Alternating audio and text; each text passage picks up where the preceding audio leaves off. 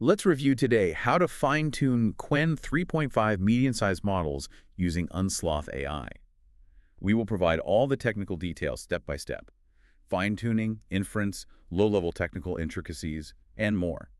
This should be interesting to listen to, but at the same time, highly research-focused, implementation-heavy, and technical. Yeah, it's definitely a dense stack of Unsloth documentation today. Definitely. But our mission for this deep dive is to shortcut your way through the weeds so you can run these hybrid reasoning models locally without melting your hardware. Right. If you want to actually run these efficiently, you really need to know the hidden rules. Okay, let's unpack this hardware situation first. Let's talk about the VRAM requirements for BF16 LoRa fine-tuning. Right. So BF16 brain floating point 16-bit precision. Yeah, which is exactly the precision this architecture demands.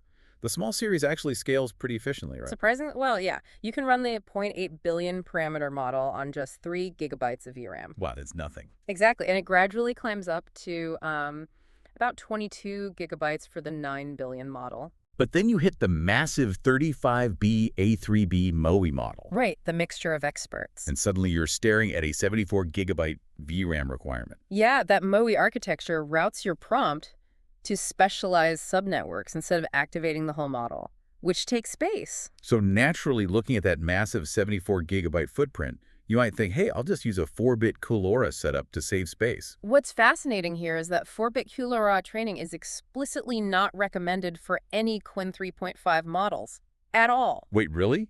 Not even for the dense models? Nope. Whether it's MOE or dense, don't do it. What actually happens if I try to squeeze it into a 4-bit setup? The math just essentially breaks down. The architecture has unusually high quantization differences. Okay, I see. Yeah. So if you try to compress it to 4-bit, the calculations get so fuzzy the model degrades. You absolutely have to stick to standard BF16 setups for stability. That is a crucial warning. Okay, so assuming we stick strictly to BF16, how do we set up the software environment? It's not a typical low-rise setup, right? Yeah, right. There's a clear contrast.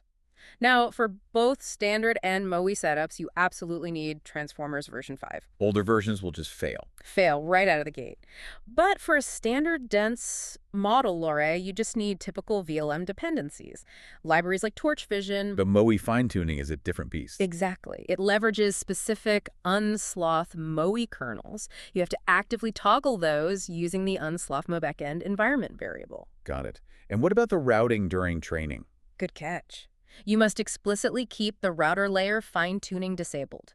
If you let the model update how it routes information between experts during this phase, it ruins the stability.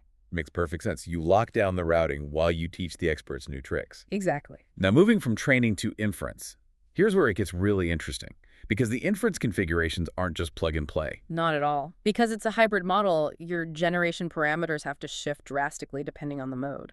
Like temperature and presence penalty. Right. So if you are using thinking mode for general tasks, you actually need a very high temperature of 1.0 to explore ideas. But for precise coding tasks, you rein it in, drop it to a strict temperature of 0.6. And it completely flips for the instruct mode, right? The non-thinking mode. It does. In instruct mode, you drop the temperature to 0.7 for general tasks and push it up to 1.0 for reasoning. That is totally counterintuitive if you are used to static settings. You also have to explicitly tell the model to think via the command line, right?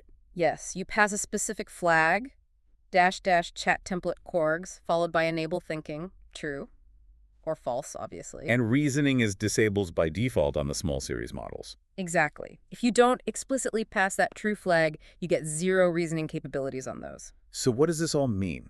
Whether you are prepping a local coding agent or deploying a production model, mastering these constraints is vital. It really is. Knowing your VRAM limits, enforcing BF16 precision, and managing these specific CLI flags is the only way to squeeze state-of-the-art hybrid reasoning out of your hardware without crashing your GPU. If we connect this to the bigger picture, you really have to wonder about the internal mechanics. We just talked about how enabling the thinking mode drastically shifts optimal parameters like temperature. Right. It makes you wonder, how might the model's internal MOE router weights react if we dynamically toggled those parameters mid-generation? Oh, wow, that would be a fascinating problem to explore in a local deployment.